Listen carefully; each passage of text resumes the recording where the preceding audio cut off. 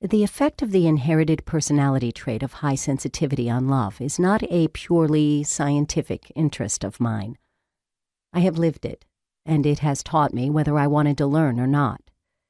So while my own case illustrates only one way in which sensitivity affects a relationship, it does bring to life the deep reach of this neglected influence on love. Schooled by difference. My husband, Art, a social psychologist, is a restless sort. If he goes out for a walk alone, he wears a Walkman, but he'd rather walk with me. I'm rather fond of walking alone, and I can drive 5 hours by myself and never turn on the radio. I'm just thinking.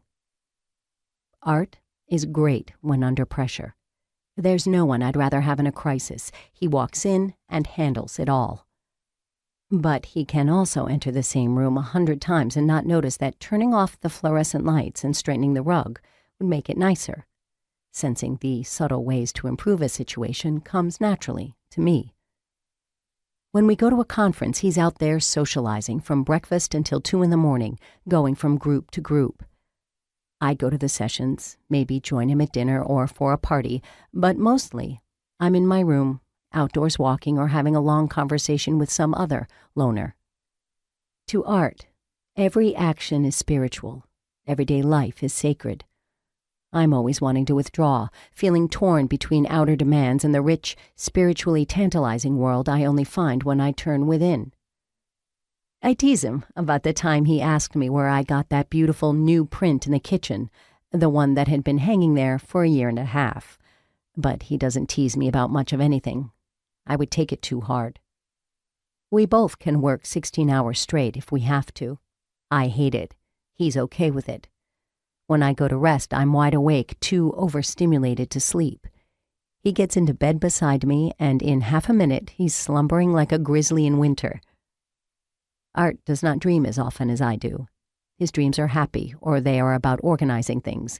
My dreams are powerful, sometimes disturbing.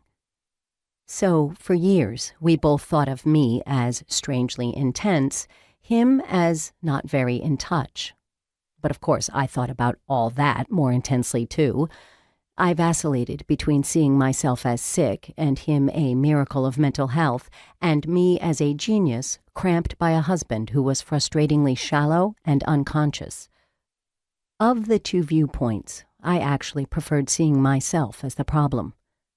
I so much wanted to love my husband. But sometimes I longed for a deeper partner, one who could lead me to God, perhaps.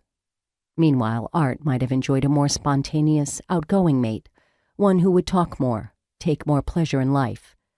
But he was not really bothered by our differences. I was.